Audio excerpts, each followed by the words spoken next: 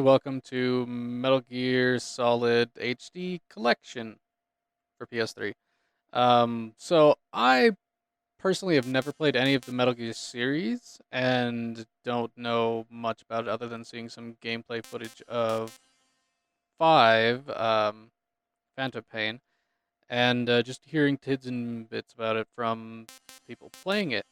So what I've decided to do is play everything in chronological order, so that way I get a general understanding of what's happening. So the first one is Metal Gear Solid 3. New game. I'm playing the MGS series for the first time. That seems like the correct choice, considering what I'm doing. We'll go ahead and set it to normal.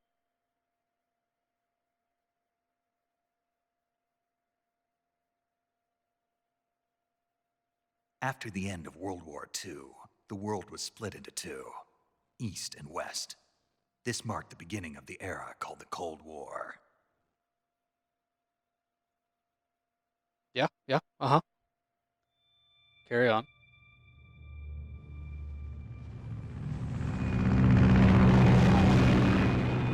So I'm probably not going to take this seriously. I will for certain parts, but for the most part, probably not going to. Fair warning.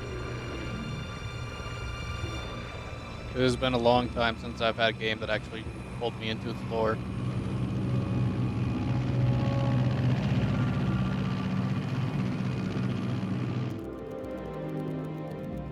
Flying over Pakistan, altitude 30,000 feet. Approaching Soviet airspace. 20 minutes to drop off. Commencing internal depressurization. Equipment check. Arm main parachute. All right. You ready to go? Drop zone still showing a high pressure mass. Cav okay. Good. We've got high visibility.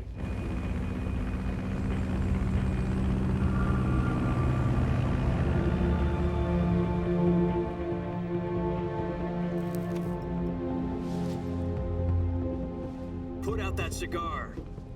Connecting oxygen hose to interior connector. Put on your mask.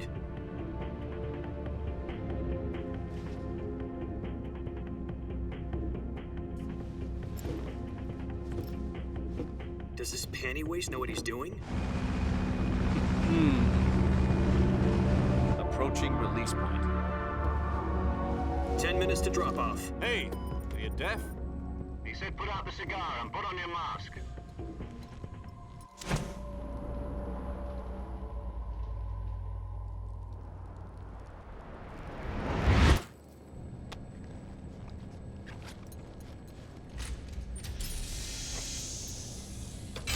Depressurization complete. Checking oxygen supply. 6 minutes to drop off. Opening rear hatch.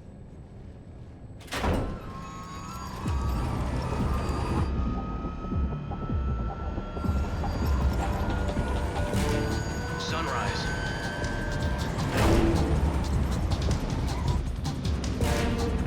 Nice that his mask straight up has Snake External Eater on temperature it. minus 46 I like degrees that. Celsius. 2 minutes to drop off. Stand up. You'll be falling Look at at that. 130 miles per hour. Try not to get frostbite from the wind chill. 1 minute to drop off. Move to the rear. Activate bailout model. This is one for the history books. The world's first halo jump. 10 seconds to drop off. Stand by. What a badass. Status okay. All green. Prepare for drop off. Countdown. 5, 4, 3, 2, 1. Spread your wings And fly. God be with you.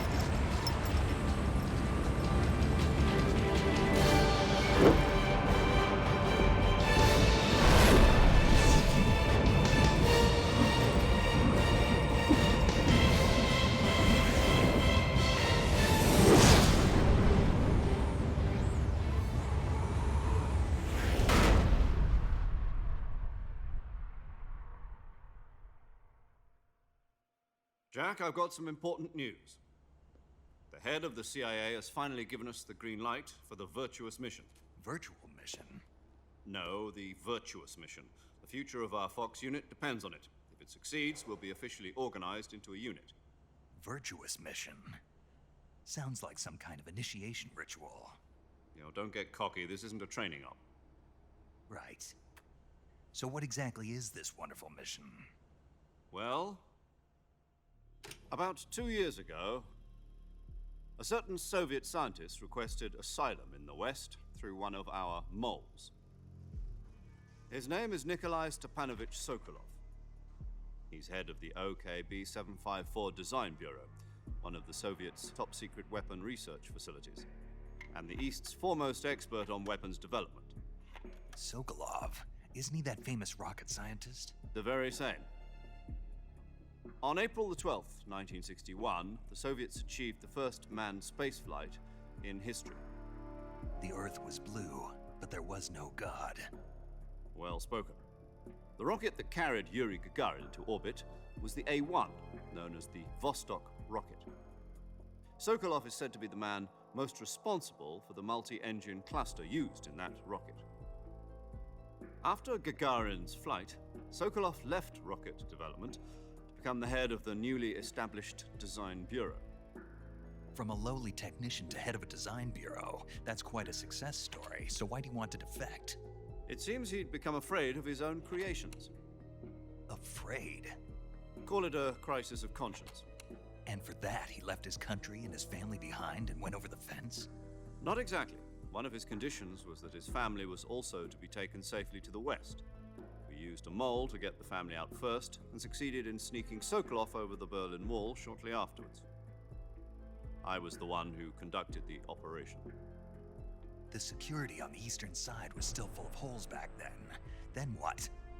We got Sokolov over in one piece, but the whole ordeal had left him exhausted, and we checked him into a hospital in West Berlin. It took him 2 weeks and more than 600 miles to get from the research facility in the Soviet Union to Berlin. He was in no condition to say anything coherent.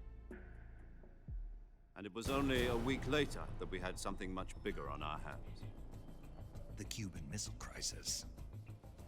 October the 16th, 1962, President Kennedy received word that the Soviets were in the process of deploying intermediate-range ballistic missiles in Cuba. The President demanded that the Soviets dismantle and remove the missiles. At the same time, he announced a naval blockade to prevent further missile shipments from reaching Cuba. But the Soviets didn't back down, instead placing their armed forces on secondary alert. Soviet transport ships carrying missiles continued on course towards Cuba. US and Soviet forces went on alert for an all-out nuclear war. Frantic negotiations were conducted through the UN's Emergency Security Council and unofficial channels to end the hair-trigger standoff. Finally, on October the 28th, the Soviet Union agreed to remove its missiles from Cuba, and so the world avoided a nuclear holocaust. But in order to get the Soviets to pull their missiles out, we had to make a deal. You mean the one where the US agreed to remove its IRBMs from Turkey? No. The Jupiter IRBMs deployed in Turkey were obsolete, and we were going to get rid of them anyway. They had no strategic value whatsoever to either the US or the Russians. The Turkey deal was a ruse, a cover story that was fed to the other intelligence agencies around the world. So what did the Russians really want? Sokolov. They wanted us to return Sokolov. You mean the Soviets pulled out of Cuba just to get their hands on Sokolov? That's right. What the hell was he working on? At the time, we had no idea. We were running out of time. It was either give up Sokolov or risk full-scale nuclear war. In the end, we had no choice. President Kennedy gave in to Khrushchev's demand. The next day, I got Sokolov out of the hospital, handing him over to agents on the eastern side. Sokolov kept on screaming, "Save me," until he disappeared from my sight. Then a month ago, we received some new information from one of our moles. About Sokolov? Yes. He was taken back to the research facility and forced to continue working on the weapon in question under KGB supervision. What's more, it's on the verge of completion. So what kind of weapon is it? Something to do with space rockets? No, missiles. Same technology. I guess you're right. We don't know the details, but it appears to be a new kind of nuclear device. For half a year now, the Soviets have been conducting frequent nuclear tests at Semipalatinsk. Something to do with the weapon, I assume. We're talking about a secret weapon so big that Khrushchev was ready to pull out of Cuba to get it back. Is Sokolov still in the facility? No, according to our intelligence, he's in Selino-Yarsk, a place in the mountains about 3 miles to the west that's known as the Virgin Cliffs. The Virgin Cliffs. Nice name for a virtuous mission. They moved him there just recently. Why? Apparently, they're conducting a field test of the weapon, but it's our best chance to get him back. This mission would never have been possible if he was still in the research facility. This is our last chance. Sokolov must have known that too when he contacted us.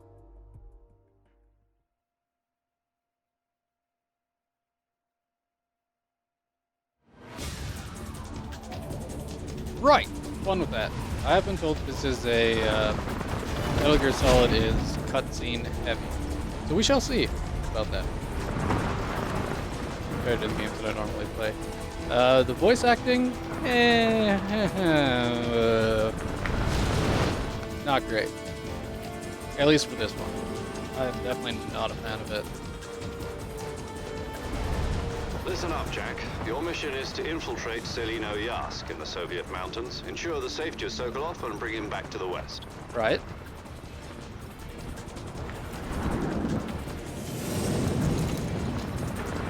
If we don't get Sokolov back before that weapon is complete, we'll be facing a major crisis. The clock is ticking.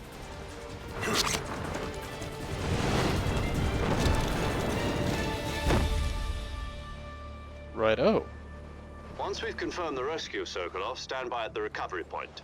A recovery balloon will be dropped at that point.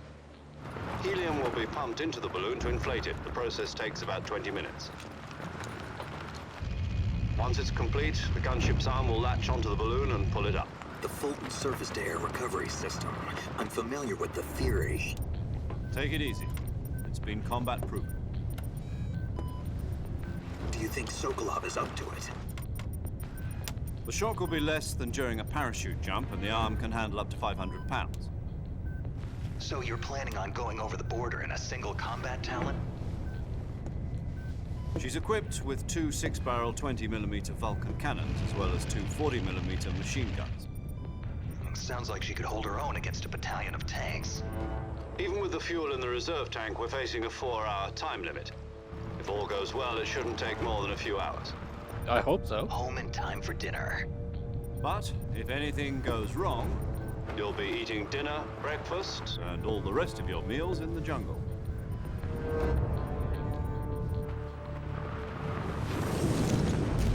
I don't know what to think about all these quippy remarks.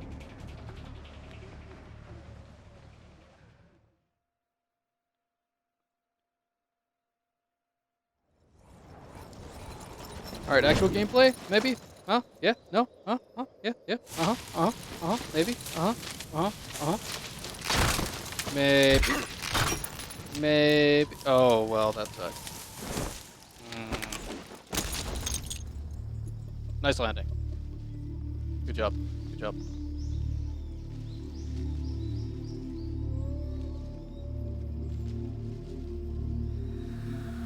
Why are you waiting? There you go. Now quick, take off the helmet. Do it. Do it, stupid helmet.